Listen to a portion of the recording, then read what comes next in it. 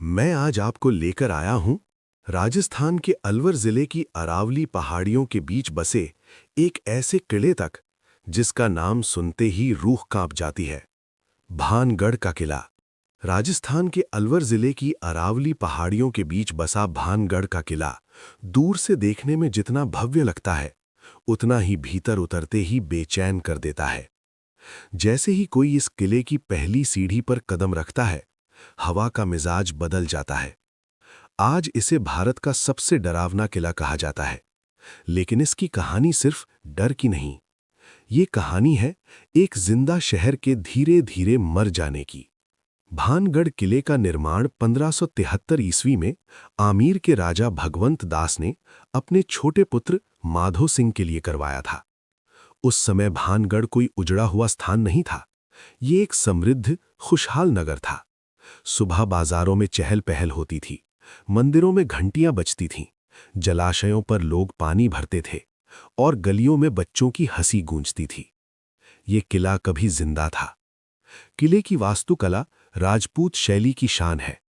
चारों ओर ऊंची दीवारें, विशाल प्रवेश द्वार और भीतर बने गोपीनाथ, सोमेश्वर और केशवराय मंदिर उस दौर की आस्था और संस्कृति को दर्शाते हैं।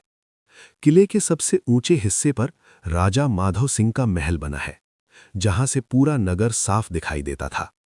लेकिन आज उसी महल से नीचे देखने पर सिर्फ खामोशी नजर आती है।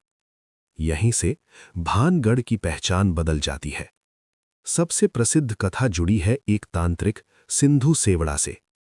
कहा जाता है कि वो राजकुमारी रत्नावती की सुंदरता पर इस कदर मोहित हो गया था कि उसने जादू के सहारे उसे अपने वश में करने की कोशिश की।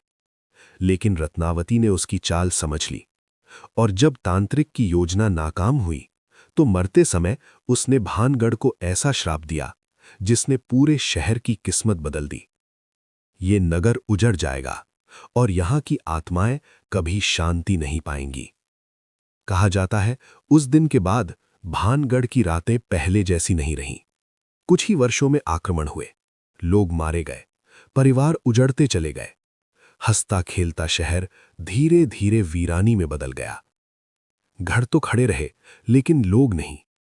इतिहासकार बताते हैं कि भानगढ़ के पतन के पीछे राजनीतिक संघर्ष, आमेर और मुगल सत्ता की टकराहट, आर्थिक कमजोरी और असुरक्षा मुख्य कारण थे। लोग जान बचाकर दूसरे इलाकों में चले गए। लेकिन सवाल ये है, अगर सब कुछ सामान्य था तो ये शहर पूरी तरह खाली कैसे हो गया? रहस्य यहीं से गहराता है। कहा जाता है कि भानगढ़ में बनी कोई भी इमारत पूरी छत के साथ नहीं टिक पाई। जैसे ही कोई छत ऊंची की जाती, वो गिर जाती थी। आज भी सूरज ढलते ही किले के भीतर एक अजीब सा सन्नाटा फैल जाता है। इसी वजह से भारतीय पुरातत्व सर्वेक्षण ASI ने सूर्यास्त के बाद और सूर्योदय से पहले यहां प्रवेश पर आधिकारिक रोक लगा रखी है।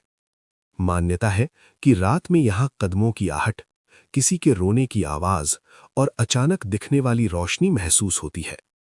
इतिहासकार इन्हें वातावरण और कल्पना का असर कहते हैं। लेकिन जो एक बार यहां शाम के बाद रुका हो, वो जानता है डर सिर्फ कहानी नहीं होता, कभी कभी महसूस भी होता है। आज भानगढ़ एक संरक्षित स्मारक है। दिन में पर्यटक आते हैं, तस्वीरें लेते हैं और इतिहास पढ़ते हैं। लेकिन टूटी दीवारें, वीरान गलियां और खामोश मंदिर ऐसा लगता है जैसे कुछ कहना चाहते हो, जैसे कोई बीता हुआ समय आज भी यहां कैद हो। भानगढ़ हमें ये सिखाता है कि हर डरावनी कहानी के पीछे सिर्फ भूत नहीं होते, बल्कि समय, सत्ता और इंसानों की कमजोरियां होती हैं। डर अगर है भी, तो वो अतीत की उस खामोशी का है जो आज भी भानगढ़ की हवाओं में धीरे धीरे फुसफुसाती है।